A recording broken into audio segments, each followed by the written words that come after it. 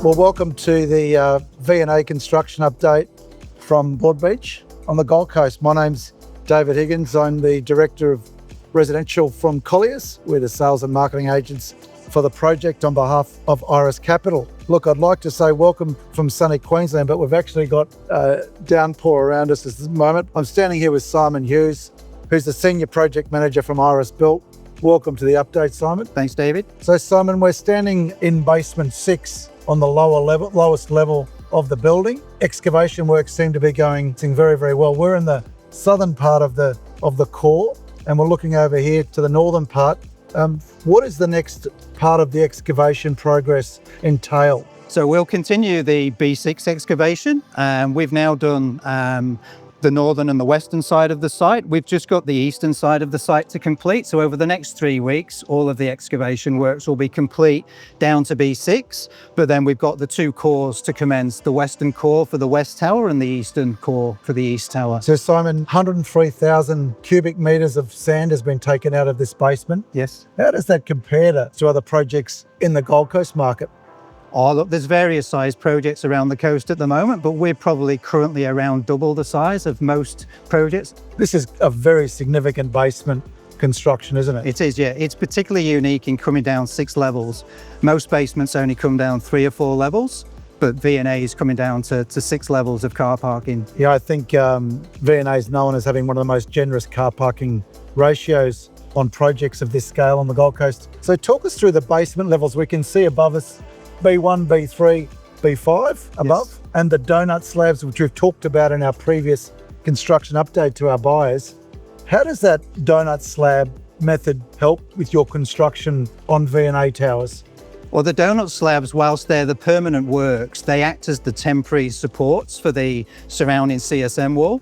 So the donut slabs are poured, allowing the works to progress down to B6. And then as we work our way back up from B6, we'll pour the intermediate floors and then fill in the donut slabs as we go. So they're part of the permanent works, but they're also acting as the temporary works to support the structure as we're excavating. There is a void through the western tower, being Victoria. On the podium, you'll see actually some light coming through on that podium level. Well, the upper level of the podium has skylights on level 4 and level 3 in this section. With the sheet piling happening for the lift core in the western tower, when will you actually start that process on the lift core? The sheet piles have arrived on site, so the sheet piling will commence in earnest this week. So it'll take 2 or 3 weeks to progress the sheet piling, and then we'll start excavating for the western core. Then once that's been excavated over the next few weeks, we'll then cast the lift base, and we'll start to work our way back up over the next few weeks with the western core. And as a percentage, Simon, what would you say of the excavation component? We're about 90% now. Well, the exciting news is that the pre-planning for the tower crane is complete. When does that actually happen? Because that's obviously a big milestone for the construction team and for the project generally.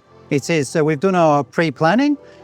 We'll have further pre-planning meetings over the next week, 10 days. But the first tower crane, which goes in just behind us, gets lifted in place mid-June. Mid-June. So by mid-June, we'll have the first tower crane in place. And the number of cranes that'll go on this project? There's 3 tower cranes in total. So over the next 2 to 3 months, the next 2 tower cranes will follow. Further crane in the western core and 1 in the eastern core. So in a summary, what are the major works to be done over the next couple of months from your perspective? So the key things for us over the next 2 or 3 months is to finish the bulk excavation. That'll be completed over the next 2 to 3 weeks. We'll commence the sheet piling to the western core firstly, and start the excavation to the western lift pit. We'll then move over and commence the eastern lift pit and install the sheet piles. But behind us, we'll start lifting reinforcement in and preparing the B6 raft slab, which is in excess of 800 mil thick. So the B6 slab over the next few months will progress round, and we've got approximately about 700 tonne of reinforcement to install and around 4,800 metre cube of concrete to be poured over the next few months to complete the B6 slab. That's a pretty impressive basement slab. It is, yeah. There's a significant piece of work to do over the next few months. We're excited to bring you this construction update from Queensland, where it's beautiful one day and perfect the next. And thanks for dialing in, everybody. And we look forward to seeing you through our V&A display in Surf Parade in the near future. Thanks very much and goodbye from V&A.